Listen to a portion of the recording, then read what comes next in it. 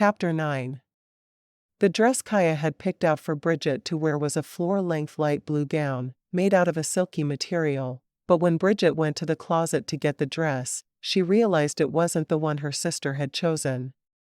It was the same color as the previous one, but it had a much fuller skirt. She pulled it out and laid it on the bed. "Mom, this isn't the dress I'm supposed to wear. What happened to my dress?" Mom hurried into Bridget's bedroom and looked at the dress, her face a mask of innocence. "I have no idea. You'll have to wear that one." "Mom, this looks like a Cinderella costume." "I cannot wear a Cinderella costume to my sister's wedding reception." "Well, the dress is formal enough for the reception." "This thing is going to be formal. You'll have to just wear what you have." Bridget frowned. "I don't know. I'm going to feel very out of place. This is something for a formal ball or Halloween. You're just going to have to suck it up. I don't know what else to tell you. It's time for us to leave." Mom was already dressed in a mid-calf length emerald green dress that was pure elegance. "I don't know. I'd feel better in jeans than in this fancy thing. What happened to the dress I was supposed to wear?" Dad stuck his head into the room. "It's time to go, Vicky." "Dad, do you know anything about my dress? This isn't the one I agreed to wear." "I don't know nothing about no dress. I've never worn one myself." He shrugged. "Looks pretty. You should wear it." Bridget groaned. She wasn't going to get any answers from them. When her dad put on his country boy act and started using double negatives, she knew he was being evasive, but what could she do? She sighed and watched her parents disappear. Kevin was supposed to be there in 10 minutes, and she needed to be dressed when he got there. There was nothing to do but put on the silly ball gown. She slipped into it, frowning down at the full skirt. She felt like she'd stepped straight out of Gone with the Wind, but there really wasn't anything else for her to wear. She stepped into the bathroom and quickly added a touch of makeup, and then she looked for her shoes. She was supposed to have heels to wear. Where were her heels? In their place were ballet slippers. How on earth was she supposed to make those work? It had snowed again while she was soaking in the hot tub. Bridget wanted nothing more than to admit defeat and stay in the cabin, crying all night. Kevin was up to something, and she had no idea what. The dress was all wrong. She was going to look like a fool. She took a deep breath and looked at herself in the mirror. The dress was beautiful, and she did feel a bit like a princess wearing it. She would never see these people again. In fact, while Kevin was dancing with Jacqueline, which she would encourage with everything inside her, she'd go talk to Wade and let him know that she was rescinding her job application. She was not going to work and live on this ranch. There was no way she could. The knock at the door came at exactly 7, and she hurried and opened it, her gaze landing on Kevin's broad shoulders in a formal suit. She'd never seen him in anything but jeans, and she felt the breath knocked out of her. He was something else. His tie matched her dress perfectly, and he had a fancy handkerchief that matched tucked into his suit pocket.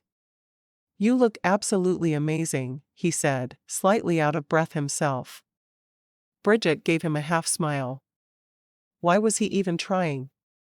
She was leaving in 36 hours, and he had someone else he was interested in anyway. Maybe there was a new guest on the ranch who he'd spent the day with. That had to be it. He offered her one arm, and she took it, turning to lock the door. When they got to his car, she stopped short. There was a huge pumpkin taped to the top of his car with what looked like orange duct tape. Kevin?" "Yes?"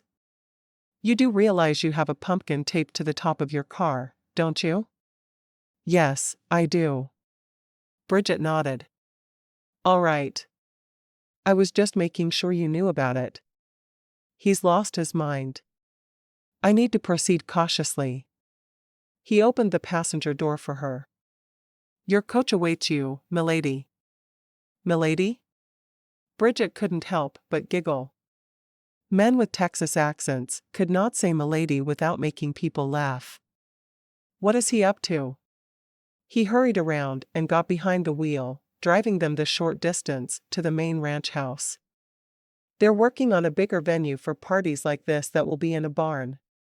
Well, it'll be built to look like a barn, but no actual animals will have pooped in it. This was the Kevin she knew and loved. The one talking about cow poop while they were all dressed up and looking fancy. I'm sure this one will be big enough for this party. I'm sure it will. He stopped behind the main house and hurried around to get her door for her. He'd never displayed that type of old-fashioned manners before, and she wondered again what was going on with him. He tucked her hand behind his elbow and hurried to the door, opening it wide. You ready? She nodded. I guess so. I feel like I'm a bit overdressed, but the dress I was supposed to wear disappeared. When they walked in, she spotted Kaya with Glenn over on the other side of the room, and she immediately started walking in that direction with Kevin keeping pace with her. Where's the dress I was supposed to wear? She hissed in her sister's ear. I feel like a fool. You look gorgeous, Kaya whispered. Just go with it. Go with what? Kevin's acting weird. There was this strange pumpkin on top of his car held there by duct tape, and my dress was missing. What's going on? You'll understand in a little while. Kaya turned back to the woman in front of her, greeting her calmly. Lily, this is my twin sister Bridget. Bridget, this is Lily Donahue. She's the event coordinator here at the ranch. I never could have pulled this off without her. Bridget smiled at the woman. It's nice to meet you. Lily nodded. You too. She turned back to Kaya, asking about how she liked the decorations. Bridget sighed, standing beside her sister until it was time to eat. She was seated at the main table with Kevin, Glenn, and his parents, Donna, Kaya, and her parents. When they had been served their chicken dinners by the wait staff, Kevin said a prayer for the entire room and sat down beside her. His hand squeezed hers under the table. As soon as the meal was over, the dancing began. After the first obligatory dances of the newlyweds with each other and parents, Kevin bowed low over Bridget's hand. May I have this dance? Bridget frowned. You're really starting to creep me out, Kevin. He just grinned at her, leading her to the dance floor even though there was no music playing. At his nod to the small band that was playing, the song "Stealing Cinderella" filled the room. Bridget had only heard the song a few times, and it had always made her cry. She looked up at him with a question in her eyes that she wasn't sure how to voice. No one joined them on the dance floor as they slowly spun around. She leaned forward and rested her forehead against his shoulder. If he had another woman in his life, he certainly wasn't acting like it tonight. Tonight, he acted as if she was the only woman in the room, no, the only woman in the whole world. As the music finally died down, he brushed his lips across her forehead.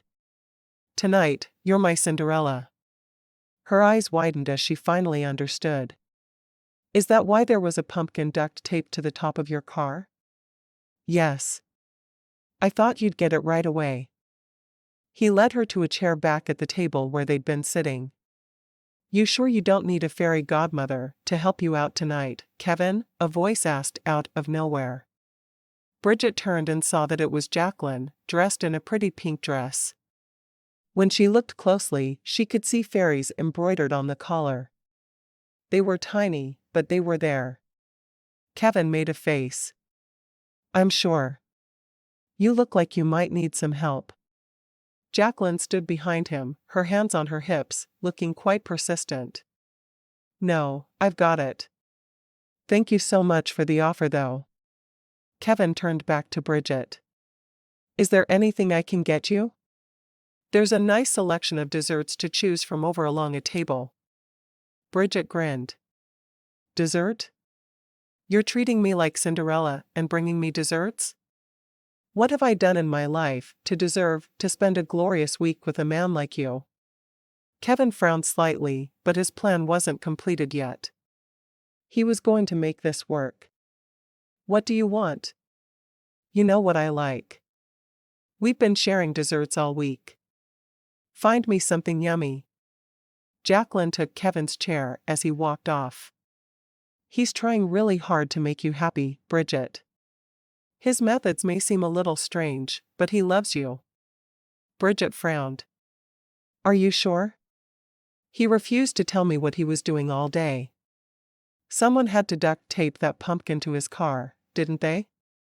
Jacqueline rose and patted Bridget's shoulder. Let him treat you like his princess for the evening. Bridget watched her walk away, a bit startled when two desserts landed on the table in front of her. The restaurant here specializes in huckleberry pie, so I got you a piece of that with extra whipped cream, and I thought you might like a piece of cheesecake. I haven't seen you try any cheesecake all week. Good choices. She reached into her cleavage and pulled out 2 shrimp forks. I saw that you forgot the forks. He blinked a few times. I'm not sure I can eat off of this. A little boob sweat never hurt anyone. She cut into the pie and ate a bite, closing her eyes with pleasure. That's yummy. Kevin stared at the fork in his hand, trying to figure out the right thing to do. Eating off a fork that had been in her cleavage was stranger than he was ready to get at the moment. A fork appeared before his face, and he turned and smiled at Kaya. Thank you. Merry Christmas, she whispered as she hurried away. Kelsey walked by then, her dress showing off her baby bump and making it look bigger than it had all week. How was the doctor's appointment? Bridget asked. It's good. Baby's growing like she should. We're going to have a healthy little Shania soon. Shania? Kelsey nodded happily. Her daddy's name is Shane after all. Bridget shrugged. Better than Herberta, I guess. What isn't? Shane asked, smiling. A moment later, another couple came to the table, and Bridget recognized the woman as Belinda, the girl who had been in the cafe with Kelsey, bumping bellies against her will. Hi, Bridget. Are you having fun? Bridget nodded. I am. I feel a little silly in this dress, but I'm having fun. I think your dress is perfect, Kelsey said. For a Cinderella lover anyway. Bridget sighed, looking down at the full skirt. I just want to know where the dress I was supposed to wear went.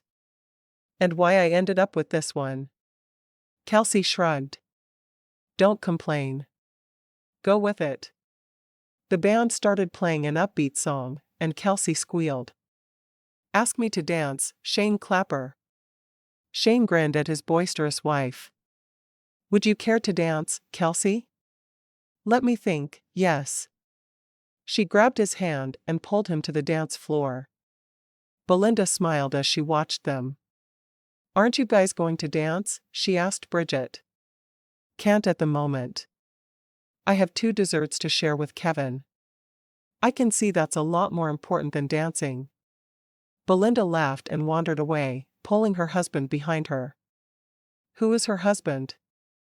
What's his name? He didn't say a single word. Bridget looked to Kevin for her answer. She looked to him for answers to a lot of things she'd found. That's Wyatt Weston. He's in charge of the stables, and Glenn's boss. Okay. Bridget went back to savoring her dessert, surprised at the steady stream of people who stopped by to meet her. She was thankfully good with names, or she'd never have remembered them all. She met Elf, the man who had just been hired to be the blacksmith on property, and he was also in charge of general maintenance. He said he was Ellie and Dink's brother. Then Ellie, the wife of the riverman there on the ranch, came by with her husband Will to chat for a minute.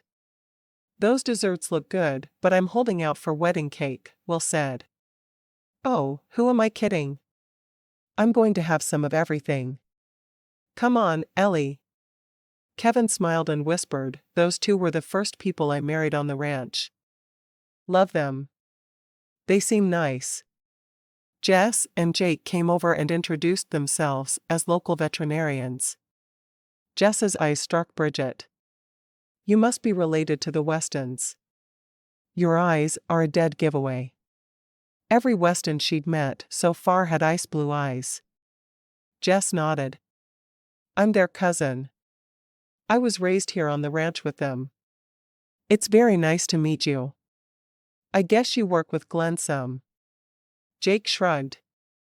"A little. I think we'll be working more closely with him when he has his equestrian ranch up and running." Wes Weston and his new wife, Amber, wandered by. "I heard you did a little bit of Bigfoot hunting. Did you find anything?" Bridget shook her head. "No, but I wanted to." Why does everyone laugh when they say that? If I were a Bigfoot, I'd choose to live in this area for sure. Kelsey dragged another woman over by the hand. Bridget looked back and forth between the two of them, realizing this must be Danny. She'd been wanting to meet her. "Wow, you two really do emphasize the differences, don't you?" Danny shrugged. She was wearing a pair of nice slacks and a pretty blouse, instead of the formal gown her sister wore. "We were dressed alike until we were old enough to refuse to go to school that way ever again." Bridget laughed. "Kaya and I were dressed alike when we were little as well, but there isn't another set of twins who looks more different." "Oh, I don't know," Danny said, obviously thinking about it. "I can see it in your facial features, but your coloring and size are so different. I mean, you're both slender, but Kaya has to be over 6 foot. And I'm much shorter," Bridget said with a shrug. "She calls me Bridget the Midget, which isn't exactly flattering." "It's definitely a sister thing." Danny looked at her desserts. "Oh, there's pie?" "Where?" Bridget pointed in the direction of the dessert tables, and as the sisters walked away, she turned to Kevin. "They couldn't be more different." Kevin shook his head. "No, they couldn't. You and Kaya are more alike than they are. I wonder if they ever stab each other with shrimp forks." She'd always been curious about other sets of twins, wanting to get inside their heads. "I can't believe you brought shrimp forks to your sister's wedding reception in your cleavage. What is wrong with you? Do you want a written list, or can you just take mental notes?" He laughed, shaking his head. "You know, you are a very unique woman. I think that's why I love you so much." Bridget frowned. "What did you do all day?" He sighed. "I got ready for tonight in my own way." "Like taping a pumpkin to the top of your car?" "Yes, and a few other things you haven't seen yet." He shrugged. "And I had to go find a tie and a handkerchief that matched your dress. That was important." "You're a good man, Kevin Roberts." A man Bridget didn't recognize walked over then. "We're going to miss your attitude at the cafe when you go." "My attitude?" Bridget asked. She knew that voice. She'd heard it yelling just yesterday. "Bob, you've been cooking for me all week." "I have. And you've been appreciative, which is nice." "Did Joni really say I had a big head?" Bridget laughed. "She did. Is that a problem?" "I'm not sure yet. I may have to say something to her about it. Or maybe I'll put a bobblehead with my picture over the face on the counter in the kitchen at work. That's what I'll do. And if she says something, I'll tell her it's her fault, because she said I have a big head." "I think that's a brilliant idea. Who doesn't want a Bob bobblehead around?" Bob nodded and hurried off. Bridget smiled. "I love this place. The people here are really amazing. You can feel the love between them, and I don't mean just the newly married couples, of which there seem to be a lot." "Come dance with me." Bridget nodded. "Sounds good." She followed him out to the dance floor and couldn't help but laugh when the opening strains to Beauty and the Beast started playing. "You arranged these songs in advance, didn't you?" "I'll never tell." As soon as the dance was over, he caught her hand and pulled her to a chair that was in the middle of the dance floor. She hadn't seen it there before, and she couldn't help but wonder where it had come from. It seemed to have appeared by magic as soon as the song finished playing. She looked around for Jacqueline, knowing that magic on the ranch had to have come from her, but Jacqueline was busy talking to an older man and not paying her any attention. She sat down, because it seemed to be what Kevin wanted from her, and she frowned up at him. What was he up to? She almost felt like she'd been living in her favorite fairy tale tonight, but why? Is he giving me a send-off I'll never forget? Or was he asking me to stay? Kevin nodded at someone she couldn't see, and Bob appeared at his side, holding a silk pillow in the same shade of blue as her dress. On top of it was a red cowboy boot, balanced precariously.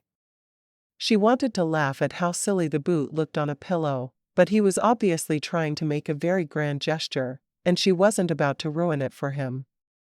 Or anyone else. Bob seemed to care very much about whatever it was they were doing there. Bridget stared at the boot in confusion as Kevin plucked it from the pillow and knelt on the floor at her feet. Cinderella should always be given a shoe by her prince, but we're on a ranch, so I thought a cowboy boot would be more acceptable. Bridget laughed. Does this mean you're my prince? Could a pastor even be a prince? Was that legal? It means I want to be. Kevin removed the ballet slipper from her foot and carefully pushed the cowboy boot on. Will you be my Cinderella? Of course, I'm your Cinderella. Does this mean you've made your choice? Had he done all this to tell her that Cinderella was his favorite princess? He sighed. I'm a Cinderella man.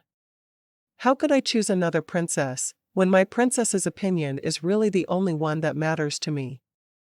She smiled, swiping away a tear. It was then she realized everyone in the whole room had gathered around them, including her family. Kevin turned to her father, who had materialized beside her. I'm going to do what the song said, Mr. Taylor. I'm stealing Cinderella. You can have her. Bridget frowned at her father. Dad. That's not how the song goes. Weren't you listening to the words? Dad shrugged. Who cares? If someone will take your mother, I'll give her away too. Everyone laughed at that, especially when he put his arm around Mom's shoulders and kissed her cheek. It was obvious he wasn't getting rid of his wife for anything. Kevin turned back to Bridget. I want you to be my Cinderella. Bridget frowned. I already said I would. I even let you put the boot on my foot. I don't think you understand. He reached into the pocket of his suit and pulled out a box, opening it for her to see. I want you to be my Cinderella for the rest of my life. Not just tonight.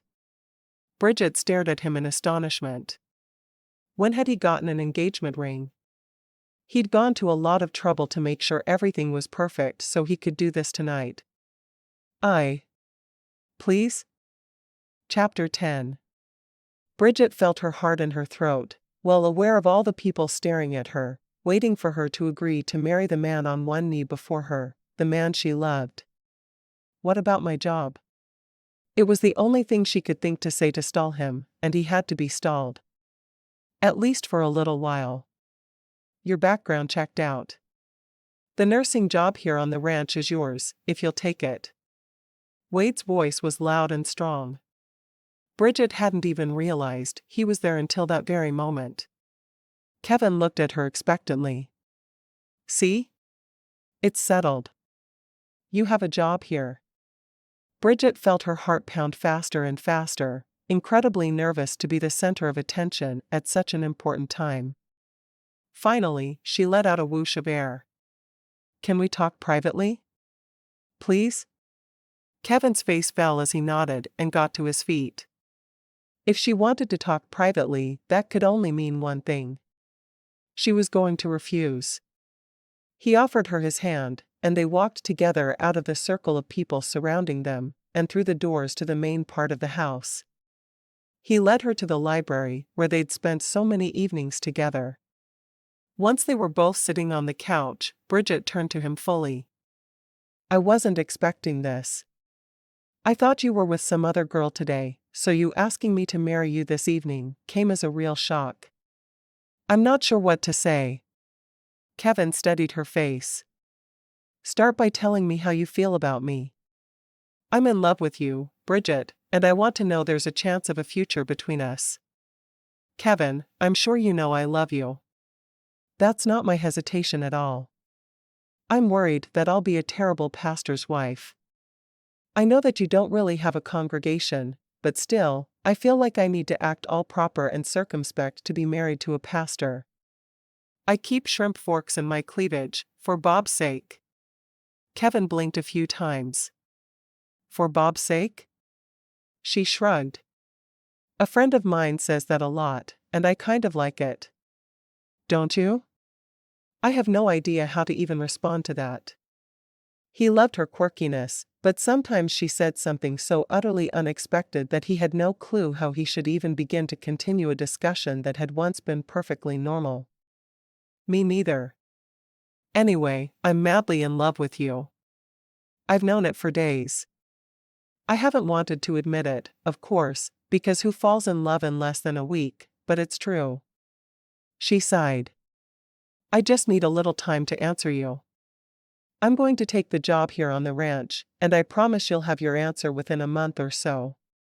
Will that work? A month? Are you kidding? That's forever. She sighed. Before I come back to the ranch? I see myself being in charge of teaching a women's Bible study and talking about entirely inappropriate things. I see myself planning a church potluck and demanding everyone bring dessert, because who wants a real meal anyway? What if someone comes over one evening and I haven't had my nap, and I snap their head off? Why couldn't he see that the struggle was real? He sighed. I guess I can wait for an answer.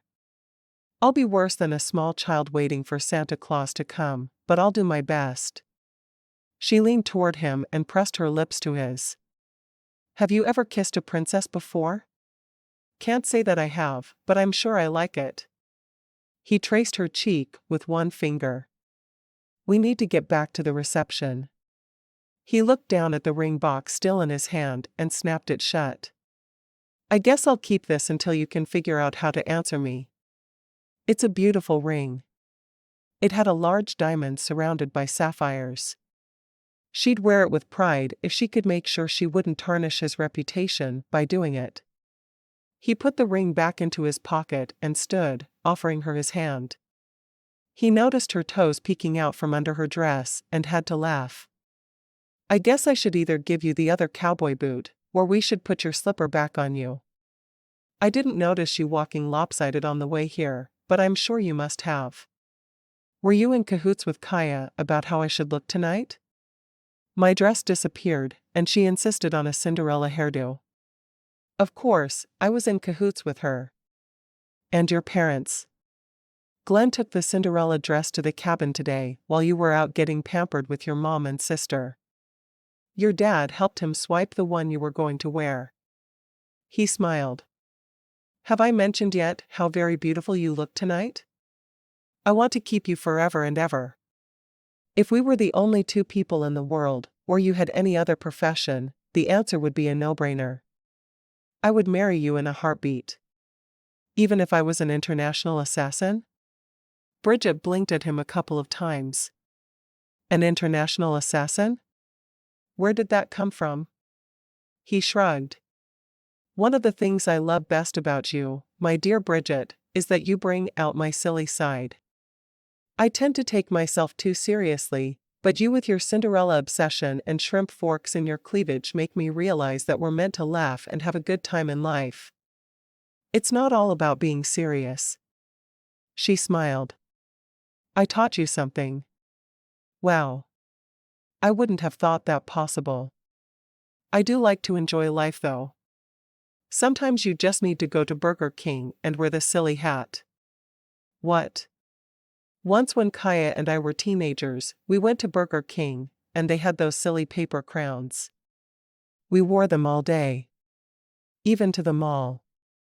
People were pointing at us and making fun of us, but we were laughing at ourselves too. It was a really fun day that I'll never forget. You have the ability to find joy in the tiniest of things. I think that's what I love most about you. Bridget sighed, stepping toward him and wrapping her arms around him for a moment. Thank you. For what? He was sincerely baffled. For treating me like I'm perfectly normal to behave as I do. I know it's a little out of the realm of what people expect, but I can't let life be too serious. It doesn't work for me, and it makes me sad. He took her hand and brought it to his lips. Marry me, and I promise we'll find the humor in the world together. She smiled. I want to so badly. Just give me a few days. He nodded, trying not to let his hurt show. He'd been certain if he'd done the big proposal, and made it Cinderella-themed, she would agree on the spot. Take the time you need. She took his hand and led him back to the party. If anyone noticed she didn't have a shiny new engagement ring on her finger, they didn't say anything. Asterisk. Bridget sat in the front row of the small church in the Old West town the following morning. She was more a back row and escape early before she could offend someone type girl, but for Kevin, she was willing to do just about anything. She went to church every Sunday, and had since she was a child, but she'd never felt so much a part of a sermon. She was amazed at how casual he was in his preaching. He wore a pair of jeans and cowboy boots, and his shirt was a green checked button-up Western shirt. His message was simple. It was all about love, and went into detail about the 3 words in the New Testament that were translated into love in the English language. There was no modern Christian band playing, and the people there simply sang hymns. She liked the feel of the church. It wasn't one of the modern megachurches like she'd been a member of all her life. Instead, it was simple and old-fashioned. Most of the people she'd met on the ranch were there that day, and they were all dressed in the same manner as Kevin. Midway through his sermon on love, she had her answer. He was so calm and casual in his preaching, that she knew it wouldn't be a tough job to be his wife. She could do it. More than that, she couldn't not do it. A life without him, and it wasn't something she even wanted to contemplate. Before she could stop herself, she said loudly over Kevin's voice. Yes. 1,000,000 times yes. She knew it was rude to interrupt his sermon, but wasn't it rude also to make him wait even a moment longer than he had to? He stopped talking and stared at her. Are you sure? Bridget nodded, her eyes filled with tears. I couldn't be surer. He drew a deep breath. Since my sermon is on the topic of love this morning, I'll briefly explain for those of you who were not at the wedding reception last night. I asked the beautiful woman sitting in the front row to be my wife in front of her entire family and half of the ranch. She told me she had to think about it. She's just given me her answer, and I'm afraid I'm going to have to take a 1-minute break from my sermon. Bridget watched him jump down off the stage where his pulpit was and walk to her. He took her hand and drew her to her feet. No engagement can be official until there's a kiss to seal it. Leaning down, he pressed his lips to hers, a sweet kiss filled with promise for the future. She wrapped her arms around his neck and hugged him close. I wish I didn't have to go home, but I'll be back by December 1st. Earlier if she could make it.